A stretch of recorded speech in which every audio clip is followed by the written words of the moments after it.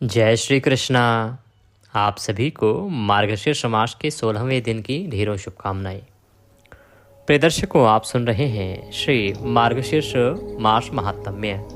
यह महात्म्य भगवान श्री विष्णु द्वारा स्वयं कहा गया है। जब ब्रह्मदेव कार्तिक मास का वर्णन करने के बाद भगवान नारायण से कहते हैं कि प्रभु, कार्तिक का उत्तम महात्म्य तो आपने मुझे कहा, अब मैं आपके श्रीमुख से मार्गशीर्ष मास महात्म्य सुनना चाहता हूँ, क्योंकि आपने द्वापर में कहा है गीता का उपदेश देते हुए कि मार्गशीर्ष मास आप स्वयं ही हैं। तो प्रभु, ऐसा क्या विशेष है इस मास में कि आपने इस मास को अपना ही रूप दे दिया है कि ये आपका ही स्वरूप है। आपने स्वयं का स्वरूप इसे बता दिया है। इस मास के अंदर क्या है, क्या इसकी विधि है और क्यों इतना महत्वपूर्ण है। तब भगवान वासुदेव कहते हैं कि हे ब्रह्मदेव, मार्गशीर्ष मास अपने आप में पूर्ण है और यह कार्तिक मास से भी 1 करोड़ गुना अधिक पुण्यदायी है। आइए मैं आपको इसका महात्म्य अवश्य सुनाता हूँ, जो कि गोपनीय से भी अति गोपनीय है। अर्थात इसका जो महात्म्य है ना, ये पता ही नहीं है किसी को। इसको गोपनीय किसने रखा? देवताओं ने रखा। देवताओं ने क्यों रखा? क्योंकि भगवान वासुदेव कहते हैं कि मार्गशीर्ष मास उन तक पहुंचने का सबसे सरल साधन है। मार्गशीर्ष मास का जो महात्म्य है, या मार्गशीर्ष मास जो है ना, ये भगवान नारायण तक पहुंचने का सबसे सरल साधन है। इससे बड़ी आसानी से भगवान को प्राप्त किया जा सकता है।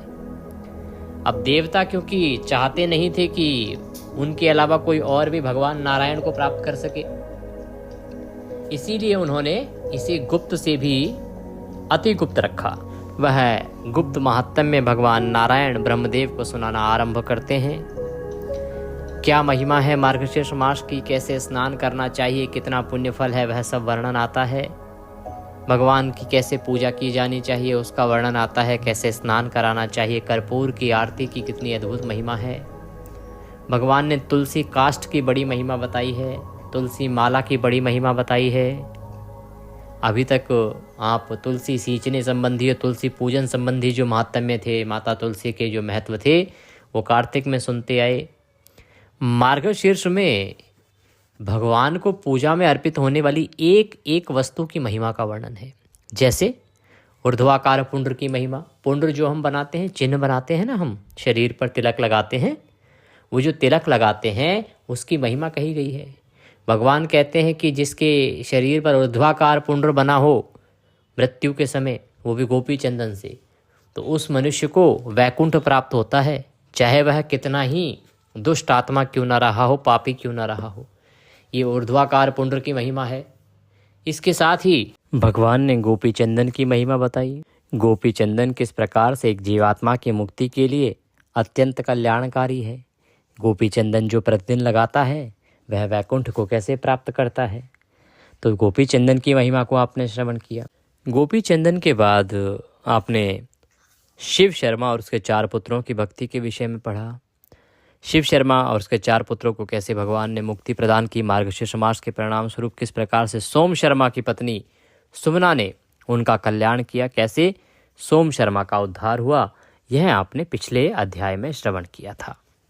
अब हम इससे आगे का वृतांत श्रवण करेंगे, जिसमें आज जटी पुष्प की महिमा का वर्णन आज के अध्याय में आएगा। जटी पुष्प के साथ अन्य जो पुष्प हैं उनकी क्या महिमा है, कौन सा फूल चढ़ाने से क्या फल प्राप्त होता है, ये कल्याणकारी वृतांत है। जटी पुष्प का जो नाम है वो है जैस्मिन। तो आज भगवान को किस प्रकार से पुष्प अर्पित करने चाहिए, किस समय कौन सा पुष्प अर्पित करना चाहिए, सुबह की संध्या, शाम की संध्या, भगवान की पूजा में पुष्प का क्या महत्व है, यह संपूर्ण वृतांत आपको श्रवण करने को मिलेगा।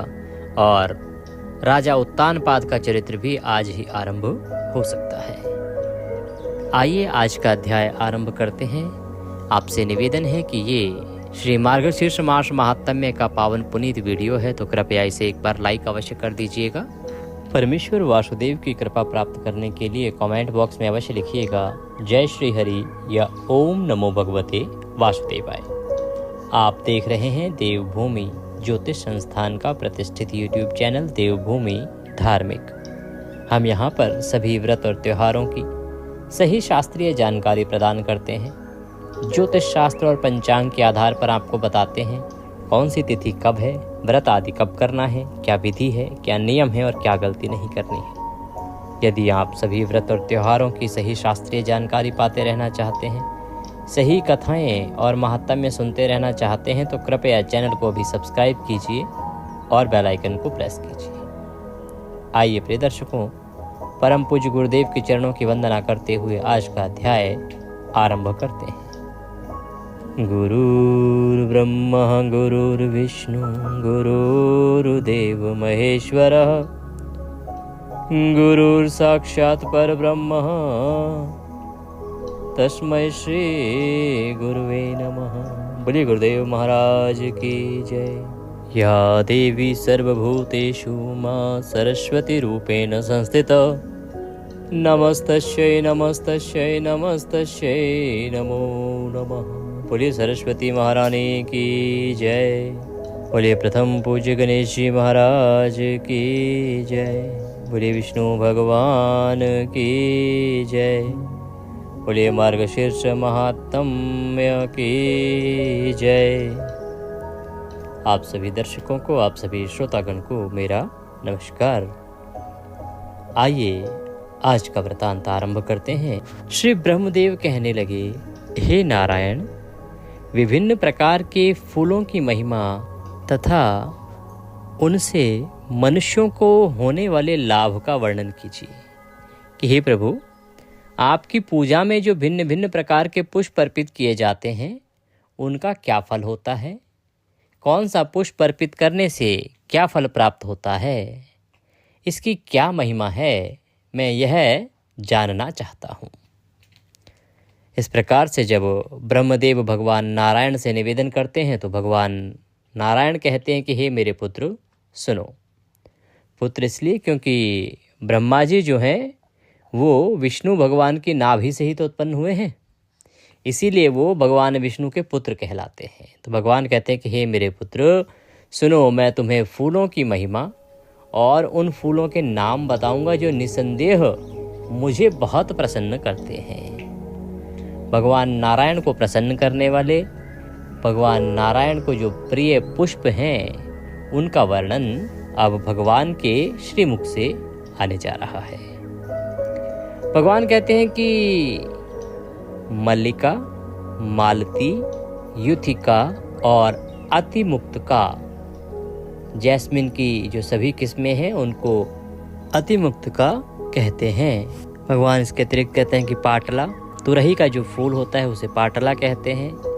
करबीरा, जयंती, विजया, कुब्जा का, कर्णिकारा और कुरांकक, कैप्पका, कैटाका, कुंडा, बाना, करकुरा, अशोक, तिलका तथा चमेली आदि। हे पुत्र, ये सभी पुष्प मेरी पूजा में शुभ होते हैं। ये पुष्प तत्काल प्रसन्नता देने वाले हैं, इनसे तत्काल प्रसन्नता मिलती है। भगवान कहते हैं कि हे ब्रह्म, केतकी के फूल और पत्ते तथा भृंगराज और तुलसी के पत्ते तथा फूल उन्हें अति शीघ्र प्रसन्न करते हैं। जल में उगने वाले कमल, लाल और नीले लिली और सफ़ेद लिली, ये सभी मार्गशीर्ष माह में मेरे सबसे प्रिय हैं। तो भगवान यहाँ अपने पुष्पों की महिमा बता रहे हैं कि कौन से पुष्प उन्हें अति प्रिय हैं। केतकी के पुष्प की महिमा भगवान ने कही है। माता तुलसी के पत्ते और उनकी मंजरी की बात तो आप जानते ही हैं। इसके अतिरिक्त मार्गशीर्ष मास में यदि आप कमल अर्पित करते हैं भगवान को तो वह भी भगवान को शीघ्रता से प्रसन्न करता है। कहते हैं हे मेरे पुत्र, मेरे लिए तो वे ही फूल उत्तम हैं जिनमें अच्छा रंग, स्वाद और सुगंध हो। सुगंध रहित पुष्प भी मेरे लिए अच्छे हैं, बाण, अशोक, करवीरा, परिभद्र, पाटला, बकुला, बिल्व के पत्ते, शमी के पत्ते, भृंगराज के पत्ते, तमाला और आमलकी के पत्ते। हे पुत्र, ये सभी मेरी पूजा के लिए उत्कृष्ट हैं। तो भगवान देखिए यहाँ पर एक बड़ी बात सामने आ रही है। बहुत सारे लोग प्रश्न करते हैं, क्या भगवान विष्णु को बिल्व पत्र चढ़ा सकते हैं क्या जी? भगवान विष्णु को शमी पत्र चढ़ा सकते हैं क्या? तो यहाँ पे भगवान स्वयं कह रहे हैं कि उन्हें बिल्व पत्र, शमी भी अत्यंत प्रिय है, ये भी उन्हें अत्यंत प्रसन्न करता है। भगवान कहते हैं मेरी पूजा वन के फूलों या पर्वतों से प्राप्त पत्तियों से करनी चाहिए। वे बासी ना हो, अर्थात तोड़ने के बाद अधिक समय ना बीता हो। उनमें छेद नहीं होना चाहिए, उनमें कोई कीड़ा नहीं चिपका होना चाहिए और पूजा से पहले उन पर जल छिड़कना चाहिए। इसे शुद्ध करते हैं हम। तो जो भी पत्र पुष्प आप लेके आएँ, बस इतना ध्यान रखें कि वो साबुत हों, उनमें किसी तरह का कीड़ा ना लगा हो, ना चिपका हो, और वो जितनी हो ताजी हो वह उत्तम है। मेरी पूजा पार्कों और बगीचों के फूलों से भी की जा सकती है। अगर मेरी पूजा उत्तम गुणवत्ता वाले फूलों से की जाए तो पुण्य अधिक प्राप्त होगा। मार्गशीर्ष मास में पुष्प अर्पित करने से मनुष्य को वह पुण्य प्राप्त होता है जो अच्छे आचरण, तप और वेदों में निपुणता वाले सुपात्र को 10 स्वर्ण मुद्राएं देने से मिलता है। जब सोने की 10 स्वर्ण मुद्राएं कौन दान देगा? वेदों का जानकार, भगवान का भक्त, तप करने वाला, अच्छे आचरण वाला 10 सोने की मुद्रा दान करता है इन गुणों के सहित। तब उसे जो फल प्राप्त होता है वह फल भगवान को मार्गशीर्ष मास में इनमें से जो भी पुष्प आप अर्पित कर सकें वह पुष्प अर्पित करने से प्राप्त हो जाता है। भगवान नारायण कहते हैं, हे पुत्र, यदि मुझे एक द्रोण पुष्प अर्पित किया जाए तो 10 स्वर्ण मुद्राएं देने से प्राप्त होने वाले पुण्य से भी अधिक पुण्य की प्राप्ति होती है। तो मार्गशीर्ष मास में द्रोण पुष्प की बड़ी महिमा बताई जा रही है। भगवान आगे कहते हैं, मुझसे पुष्प और पुष्प में अंतर जानो, अर्थात क्या अंतर है अलग अलग पुष्पों में। खदीर, जो बबूल का कत्था होता है ना, उसको हजारों द्रोण पुष्पों से श्रेष्ठ है। शमी पुष्प 1000 खदीर पुष्पों से श्रेष्ठ है। बिल्व का पुष्प 1000 शमी पुष्पों से श्रेष्ठ है तथा नंद्यावर्त हजारों वका पुष्पों से श्रेष्ठ है। इन सभी से श्रेष्ठ है करवीरा 1000 नंद्याव्रत और इन पुष्पों से श्रेष्ठ कहलाता है। श्वेत पुष्प 1000 करवीर फूलों से बेहतर है।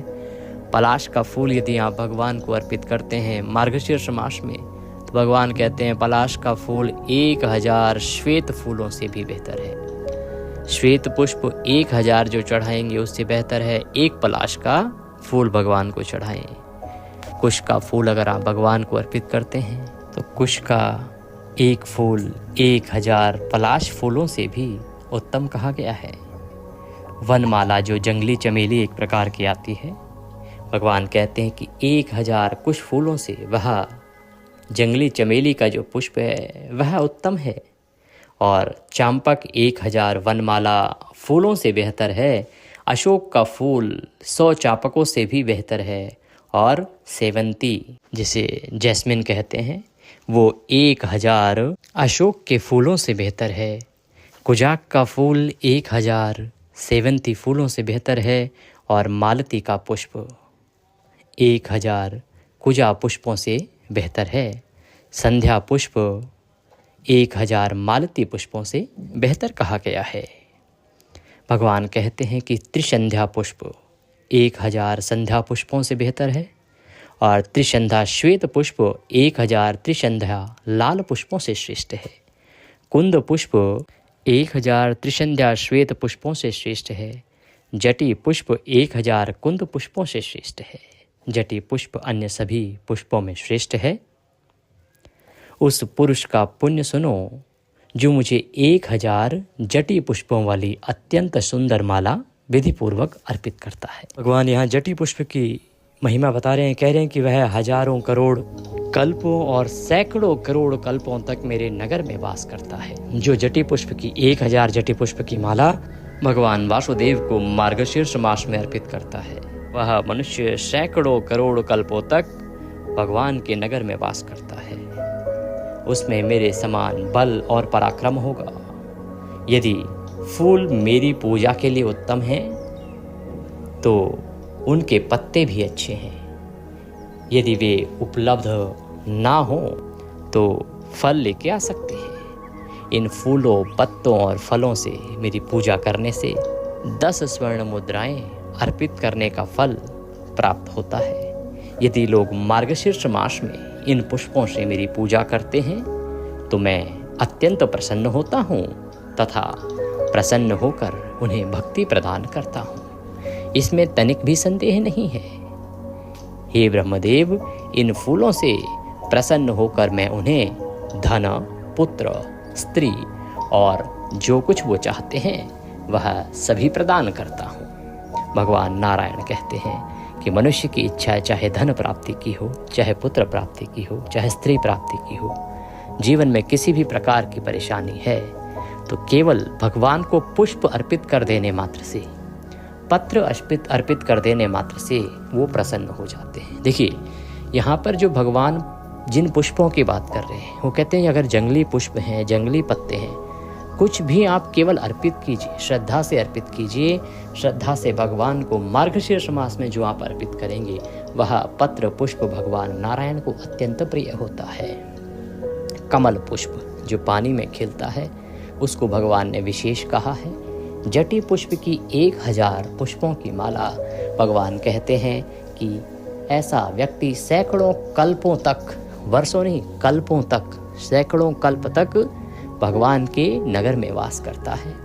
वह व्यक्ति भगवान के समान रूपवान होता है, बल प्राप्त करता है और इस प्रकार श्रेष्ठ जीवन को यापन करते हुए सभी धन संपत्तियों को प्राप्त करते हुए अंत काल में भगवान के धाम को जाता है। भगवान कहते हैं, हे ब्रह्मन, जो व्यक्ति मार्गशीर्ष मास में इन पुष्पों से मेरी आराधना करता है, ये पुष्प मुझे अर्पित करता है, पत्र मुझे अर्पित करता है, मैं उससे अत्यंत प्रसन्न होता हूँ। इसी के साथ आज का यह अध्याय यहाँ समाप्त हुआ। बोले विष्णु भगवान की जय। प्रिय दर्शकों, आज अमावस्या का दिन है। अमावस्या पर आपको अवश्य ही सुनना चाहिए श्रीमद् भागवत गीता का 7वां अध्याय। तो श्रीमद् भागवत गीता का 7वां अध्याय भी मैं अब आपको इसी के माध्यम से सुना रहा हूँ। आज गीता का 7वां अध्याय श्रवण करने से मनुष्य को अनंत पुण्य की प्राप्ति होती है। मैं विधि बताता हूँ, अगर आप इस कर्म को भी कर पाएँ कि कैसे आपको ये पुण्य भगवान को अर्पित करना है, कैसे आप इस गीता के 7वें अध्याय के श्रवण के पुण्य के द्वारा और जल तर्पण के द्वारा अपने पितरों को प्रसन्न कर सकते हैं, वह भी मैं साथ में आपको बता देता हूँ। इसको करके देखिएगा। प्रत्येक अमावस्या पर गीता का ये 7वां अध्याय बड़ा कल्याणकारी होता है। वैसे तो मैं अलग से भी अपलोड करता ही हूँ, पर क्योंकि कथा चल रही है तो आइए इसके विषय में भी जानकारी दे देता हूँ। एक लोटा लीजिए, तांबे का या पीतल का। उसमें पहले थोड़ा सा गंगा जल भरिए, फिर शुद्ध जल भरिए। तदुपरांत थोड़े से काले तिल उसमें डालिए, कुशा है तो कुशा डालिए। लोटे को अपने सामने रखिए और दक्षिण दिशा की ओर आसन लगा के मुख करके बैठ जाइए। आपका मुख दक्षिण दिशा की ओर हो। उसके बाद गीता का यह 7वां अध्याय पढ़िए या सुनिए।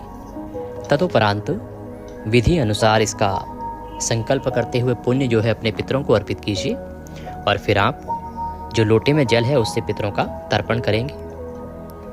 तो तर्पण कैसे करना है और कैसे संकल्प करना है, ये पाठ के बाद की प्रक्रिया है। तो पाठ के बाद आपको तर्पण का मंत्र बताएंगे, कैसे इस जल से तर्पण करना है वह बताएंगे, और कैसे संकल्प करके ये पुण्य जो है वो पितरों को अर्पित करना है यह बताएंगे।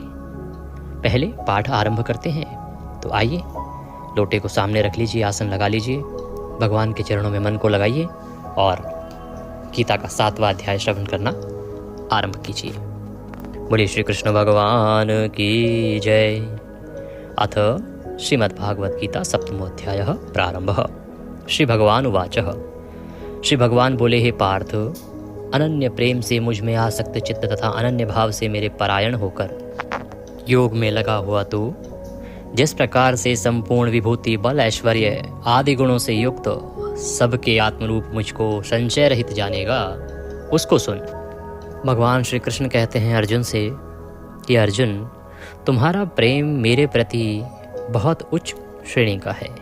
तुम्हारे इस समर्पण और परायणता के कारण मैं तुम्हें एक बड़ी विशेष ज्ञान की बात बताने जा रहा हूँ। जब उस संपूर्ण ज्ञान को तुम सुन लोगे, संपूर्ण वृतांत को जान लोगे, तो तुम्हें ये ज्ञात हो जाएगा कि ये सृष्टि किसके कारण है और कौन इसको चलाने वाला है।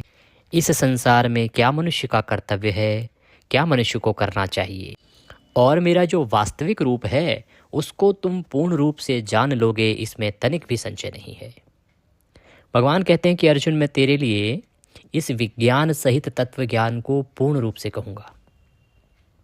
इसको जानकर संसार में फिर और कुछ भी जानने योग्य शेष ही नहीं रह जाएगा कि हे अर्जुन, जो तत्व ज्ञान है ना, उसको मैं संपूर्ण रूप से बताऊंगा। उसके बाद इस संसार में कुछ भी तुम्हारे लिए जानने योग्य नहीं रह जाएगा। हजारों मनुष्यों में कोई एक मेरी प्राप्ति के लिए यत्न करता है, उन यत्न करने वाले योगियों में भी कोई एक मेरे परायण होकर मुझको तत्व से अर्थात यथार्थ रूप से जानता है। भगवान कहते हैं कि इस संसार में करोड़ों मनुष्य हैं, अरबों मनुष्य हैं, परंतु मुझे प्राप्त करने के लिए कोई विरला ही होता है जो प्रयत्न करता है, जो मुझे प्राप्त करना चाहता है, जो मेरे लिए यत्न करता है। ऐसा बड़ा कम लोग होते हैं। और जो मेरे परायण होकर मुझको तत्व से जान ले, जो मुझे पूर्ण रूप से जान पाए, ऐसा तो उन विरलों में भी कोई एक ही होता है। अर्थात इतने लोगों में बहुत कम लोग हैं जो भगवान को जानना चाहते हैं, जानने के लिए प्रयत्न करते हैं, और जो जान पाते हैं वो तो अत्यंत ही कम है। भगवान कहते हैं कि अर्जुन, पृथ्वी जल अग्नि वायु आकाश मन बुद्धि और अहंकार, इस प्रकार यह 8 प्रकार से विभाजित मेरी प्रकृति है। यह 8 प्रकार के भेदों वाली तो अपरा अर्थात मेरी जड़ प्रकृति है। भगवान कहते हैं कि ये जो आप देखते हो ना, पृथ्वी अग्नि वायु जल आकाश मन बुद्धि, ये मेरी ही बनाई हुई प्रकृति है। इसकी रचना मेरे ही कारण हुई है, और ये केवल एक प्रकृति है जो कि जड़ रूप में है। यह जड़ रूपा मेरी एक प्रकृति है, और दूसरी जो है जिससे यह संपूर्ण जगत धारण किया जाता है, मेरी जीव रूपा परा अर्थात चेतन प्रकृति है।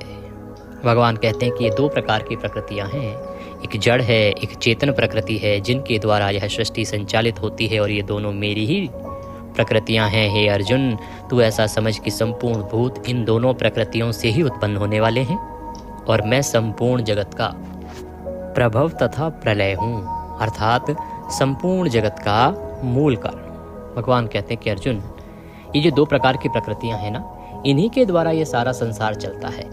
ये जितनी भी जीव आत्माएं हैं, जीव हैं, ये सब इन्हीं से उत्पन्न होने वाले हैं, और मैं संपूर्ण जगत का प्रभव तथा प्रलय हूँ, अर्थात संपूर्ण जगत का मूल कारण हूँ। भगवान कृष्ण कहते हैं यहाँ पर कि ये जो जगत है ना, इसके उद्गम का कारण भी मैं ही हूँ, इसका पालन भी मेरे ही कारण होता है और मेरे ही द्वारा होता है, तथा जो प्रलय है वह भी मेरे द्वारा ही होती है। अर्थात ये मानो कि संपूर्ण जगत का जो मूल कारण है वो मैं ही हूँ। संपूर्ण जगत का मूल कारण भगवान वासुदेव ही है। भगवान कहते हैं, हे धनंजय, मुझसे भिन्न दूसरा कोई भी परम कारण नहीं है। यह संपूर्ण जगत सूत्र में सूत्र के मणियों के सदृश मुझ में गुथा हुआ है, कि मेरे अलावा इस सृष्टि के होने का दूसरा कोई कारण है ही नहीं। ये जो पूरा जगत है, ये जैसे मणियाँ एक दूसरे से गुथी होती हैं, इसी प्रकार से मेरे में गुथा हुआ है।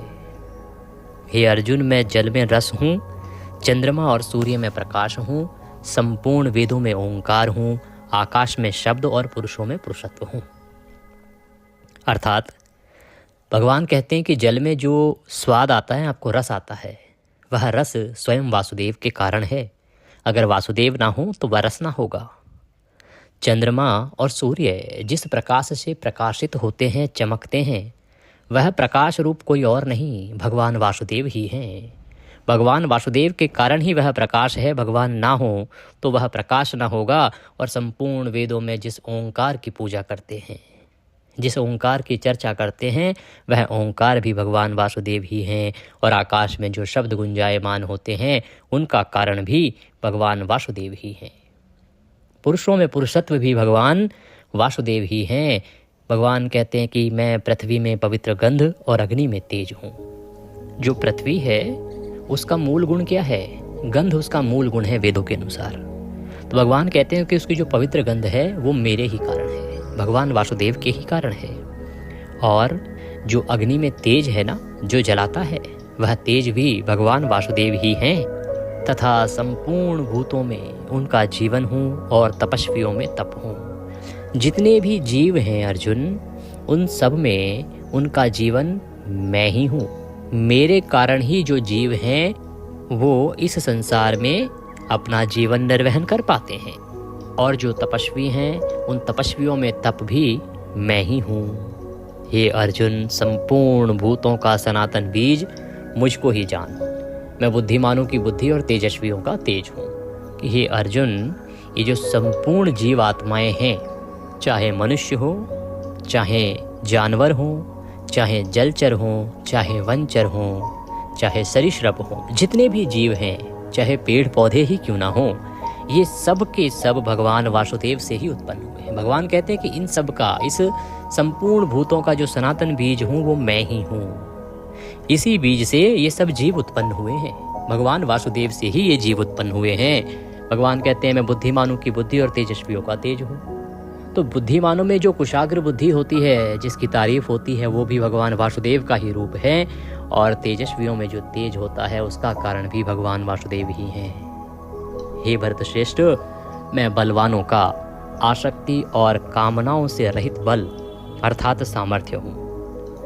बलवान लोगों में आसक्ति और कामनाओं से रहित जो बल होता है ना, सामर्थ्य होता है ना, वो भगवान वासुदेव ही हैं। और सब भूतों में धर्म के अनुकूल अर्थात शास्त्र के अनुकूल काम भी भगवान वासुदेव ही हैं। और भी जो सत्वगुण से उत्पन्न होने वाले भाव हैं, जो रजोगुण से तथा तमोगुण से होने वाले भाव हैं, उन सबको तुम मुझसे ही होने वाले हैं ऐसा जान।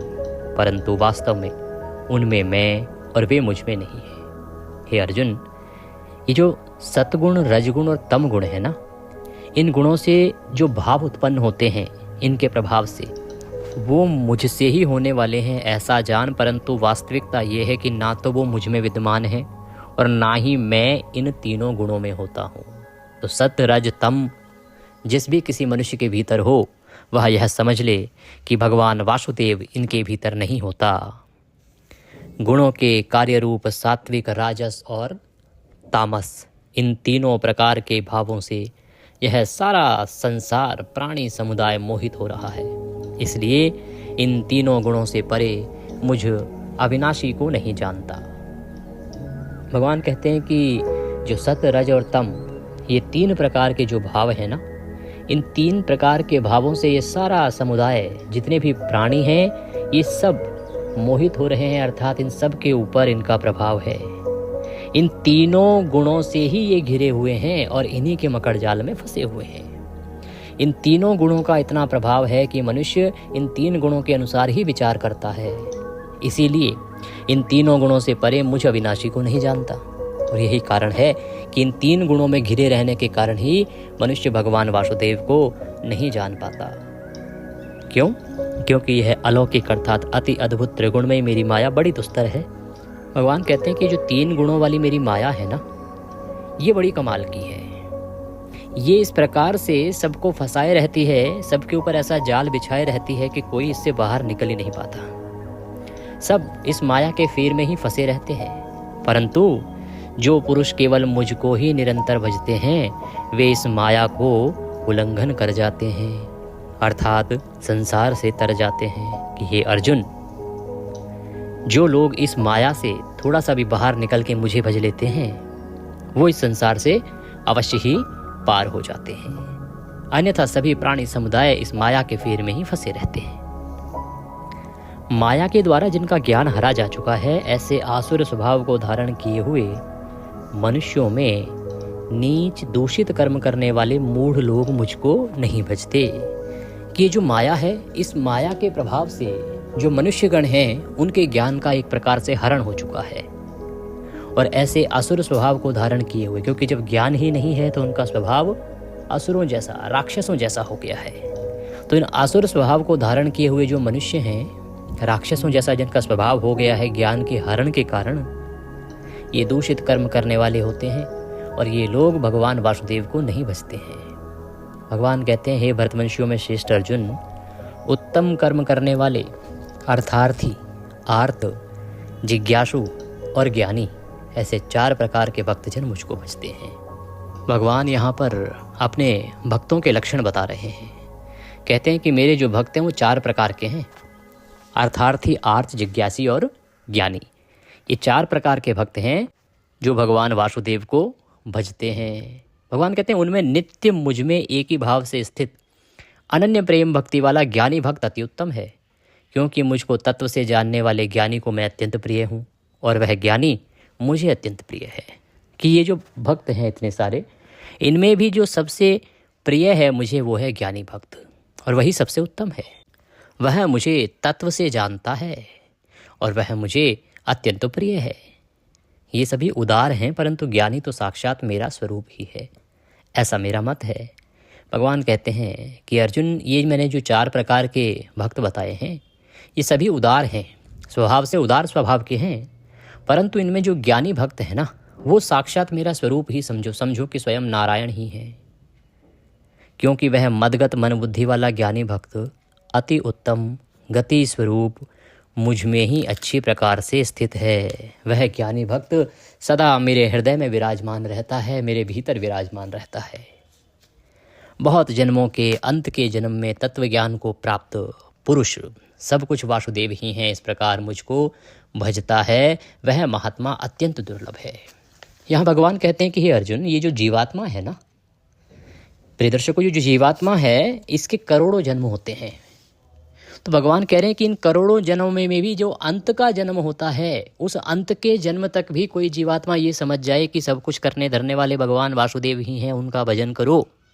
इस बात को जो समझ पाए, ऐसी बड़े विरले ही आत्माएं हैं, मतलब बड़े कम लोग हैं, बड़ी मुश्किल से ऐसे लोग मिलते हैं जो करोड़ों जन्मों के बाद भी इस ज्ञान को प्राप्त कर पाए हों कि सब कुछ भगवान वासुदेव ही हैं। यानी करोड़ों जन्म गवा देती हैं आत्माएं, लेकिन वो जान ही नहीं पाती हैं। उन भोगों की कामना द्वारा जिनका ज्ञान हरा जा चुका है, वे लोग अपने स्वभाव से प्रेरित होकर उस नियम को धारण करके अन्य देवताओं को भजते हैं। यहाँ भगवान मनुष्यों के कामनाओं से घिरे रहने की बात करते हैं। भगवान कहते हैं कि जो मनुष्य है ना, वो सदा कामनाओं से घिरे रहते हैं और कामनाओं से घिरे रहने के कारण, भोगों की लालसा के कारण उनका जो ज्ञान है वह नष्ट हो जाता है और वे लोग अपने स्वभाव से प्रेरित होकर उस नियम को धारण करते हैं, उस देवता को भजते हैं जिससे उनको लगता है कि ये कामना पूरी हो सकती है या ये भोग की प्राप्ति हो सकती है। अर्थात भगवान कहते हैं कि जो आज का मनुष्य है वो सकाम भक्ति में लगा है। प्रिय दर्शकों, भक्ति 2 प्रकार की कही गई है, सकाम भक्ति और निष्काम भक्ति। तो भगवान वासुदेव यहाँ कह रहे हैं कि अर्जुन, जो मनुष्य है वो सकाम भक्ति में लगा है, वो सदा कामनाओं में ही खोया रहता है और कामनाओं की पूर्ति के उद्देश्य से ही देवताओं को पूजता है। जब उसे लगता है कि अमुक देवता मेरी इस कामना को पूरा कर सकते हैं, वो उस देवता को उस कामना की पूर्ति के लिए पूजने लग जाता है। तो भगवान कहते हैं कि जो सकाम भक्त जिस देवता के स्वरूप को श्रद्धा से पूजना चाहता है, उस भक्त की श्रद्धा को मैं उसी देवता के प्रति स्थिर कर देता हूँ। कि भाई ये जितने भी लोग हैं, जब इनको लगता है कि अमुक देवता मेरी इस कामना की पूर्ति करेगा और वो उसकी पूजा करते हैं, तो मैं उनकी जो भक्ति है उसको और अधिक प्रगाढ़ कर देता हूँ। अर्थात उनके अंदर इतना विश्वास जगा देता हूँ उस देवता के प्रति कि वो उसमें विश्वास करके उसको ही पूजते चले जाते हैं। ये कैसे करते हैं भगवान? वो कहते हैं कि वह पुरुष उस श्रद्धा से युक्त होकर उस देवता का पूजन करता है और उस देवता से मेरे द्वारा ही विधान किए हुए उन इच्छित भोगों को निसंदेह प्राप्त करता है। भगवान कहते हैं कि वो मनुष्य उस देवता की पूजा करता है इस भाव से कि जो उसकी इच्छा है, जो उसकी कामना है, उसको वो पूरा करेंगे। भगवान कहते हैं कि वो जो कामना है उसकी सिद्धि मेरे द्वारा हो रही है। सच्चाई ये होती है कि उस कामना की सिद्धि मेरे द्वारा हो रही होती है, उसका विधान मेरे द्वारा किया गया होता है, लेकिन मैं उस देवता के माध्यम से उस मनोकामनाओं को पूरा करता हूं। करने वाले वासुदेव ही हैं, परंतु क्रेडिट किसको? उस देवता के द्वारा भगवान कर रहे हैं उसको। इससे उस व्यक्ति का विश्वास उसी देवता में बढ़ जाता है, उसे लगता है कि इसी देवता ने तो मुझे ये दिया है। तो इस प्रकार से भगवान उस मनुष्य की भक्ति को उसी देवता में और अधिक बढ़ा देते हैं, स्थिर कर देते हैं। मनुष्य ये सोचता है कि ये वस्तु अमुक देवता के द्वारा प्रदान की गई है। सच्चाई ये होती है कि वह भगवान वासुदेव के द्वारा ही विधान की हुई होती है। भगवान कहते हैं, परंतु उन अल्प बुद्धि वालों का वह फल नाशवान है, तथा वे देवताओं को पूजने वाले देवताओं को ही प्राप्त होते हैं, और मेरे भक्त चाहे जैसे ही भजें, अंत में वे मुझे ही प्राप्त होते हैं। कि भाई वो जो सकाम भक्ति आप करते हैं ना, उस सकाम भक्ति से जो फल मिलता है वो नाशवान है, उसका क्या लाभ? आज नहीं तो कल वह नष्ट हो जाएगा। और जो उन देवताओं को पूजता है वो उन्हीं देवताओं के धाम को जाता है, उसकी मुक्ति तो नहीं होती। परंतु जो मेरे भक्त हैं, अर्थात जो भगवान वासुदेव के भक्त हैं, चाहे वो जैसे ही भजें, वो भगवान को प्राप्त हो जाते हैं। भगवान कहते हैं कि बुद्धिहीन पुरुष मेरे अनुत्तम अविनाशी परम भाव को न जानते हुए मन इंद्रियों से परे मुझ सच्चिदानंदन घन परमात्मा को मनुष्य की भांति जन्म कर व्यक्ति भाव को प्राप्त हुआ मानते हैं। भगवान कहते हैं कि जो मनुष्य है ना, इसको इतनी भी बुद्धि नहीं है, इसका इतना भी नियंत्रण अपनी इंद्रियों पर नहीं है। इसे लगता है कि मैं जन्म कर फिर मृत्यु को प्राप्त होता हूँ और पुनः फिर जन्म लेता हूँ, तो मुझे भी जन्म कर पैदा हुआ मानते हैं। कि जैसे एक मनुष्य जन्म लेता है फिर मृत्यु को प्राप्त होता है, वैसे ही मैं हूँ। अपनी योग माया से छिपा हुआ मैं सबके प्रत्यक्ष नहीं होता, इसलिए यह अज्ञानी जन समुदाय मुझे जन्म रहित अविनाशी परमेश्वर को नहीं जानता, अर्थात मुझको जन्मने और मरने वाला समझता है। भगवान कहते हैं कि हे अर्जुन, मैं अपनी योग माया से सदा छिपा रहता हूँ, किसी के प्रत्यक्ष आता ही नहीं। जो काम करता हूँ वो किसी और के माध्यम से करता हूँ।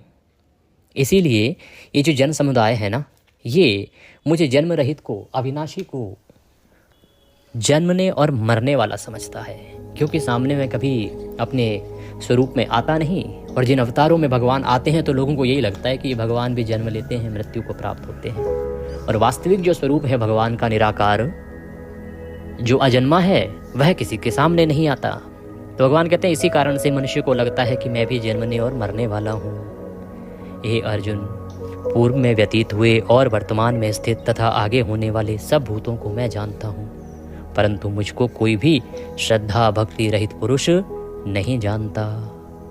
हे भरतवंशी अर्जुन, संसार में इच्छा और द्वेष से उत्पन्न सुख दुख आदि द्वंद्व रूप मोह से संपूर्ण प्राणी अत्यंत अज्ञानता को प्राप्त हो रहे हैं। हे अर्जुन, इस संसार में सुख और दुख के माया जाल में ही सभी प्राणी फंसे हैं। भगवान कहते हैं कि अर्जुन, ये जो इच्छा और द्वेष है ना, ये सुख और दुख उत्पन्न करते हैं, और इसी द्वंद्व के मोह जाल में संपूर्ण प्राणी अज्ञानता को प्राप्त हो रहा है। परंतु निष्काम भाव से श्रेष्ठ कर्मों का आचरण करने वाले जिन पुरुषों का पाप नष्ट हो गया है, वे राग द्वेष जनित द्वंद्व रूप मोह से मुक्त दृढ़ निश्चयी भक्त मुझको सब प्रकार से भजते हैं। हे अर्जुन, जो निष्काम भाव से भक्ति करते हैं, अर्थात कामना की पूर्ति के लिए नहीं, प्रभु की भक्ति के लिए भक्ति करते हैं, उनके सभी पाप नष्ट हो जाते हैं, और वे राग द्वेष जनित जो ये द्वंद्व रूप मोह है ना, इससे मुक्त हो जाते हैं, और वे सब भगवान का भजन करते हैं। जो मेरे शरण होकर जरा और मरण से छूटने के लिए यत्न करते हैं, वे पुरुष उस ब्रह्म को, संपूर्ण अध्यात्म को, संपूर्ण कर्म को जानते हैं। पर ऐसे जो पुरुष हैं वो भगवान का भजन करते हैं और वो जरा मरण से छूट जाते हैं तथा वो पर ब्रह्म को प्राप्त कर लेते हैं। भगवान कहते हैं कि जो पुरुष अधिभूत और अधिदैव के सहित तथा अधियज्ञ के सहित मुझे अंत काल में भी जानते हैं, वे युक्ति चित्त वाले पुरुष मुझे जानते हैं, अर्थात प्राप्त हो जाते हैं। कि जो अंत काल में भी मुझे जान लेता है, मुझे भज लेता है, वह मुझे प्राप्त हो जाता है, और मैं उसके सभी पापों का नाश करके उसको मुक्ति प्रदान कर देता हूँ। तो भगवान का यहाँ जो मूल सार है वो यही है कि जो मनुष्य है ये सकाम भक्ति में लगा है, इसको निष्काम भक्ति की ओर अग्रसर होना चाहिए।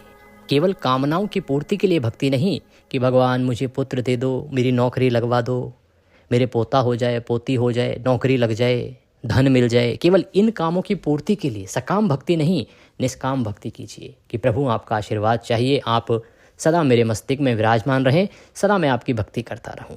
निष्काम भाव से भक्ति कीजिए, यह आपके लिए कल्याणकारी होगी। ओम तत्सदिति श्रीमद्भागवत गीता उपनिषत्सु ब्रह्म विद्यायां योगशास्त्रे श्री कृष्ण अर्जुन संवादे ज्ञान विज्ञान योगो नाम 7वां अध्याय संपूर्णः। बोलिए कृष्ण भगवान की जय। इसी के साथ श्रीमद्भागवत गीता का यह 7वां अध्याय यहाँ पूर्ण हुआ।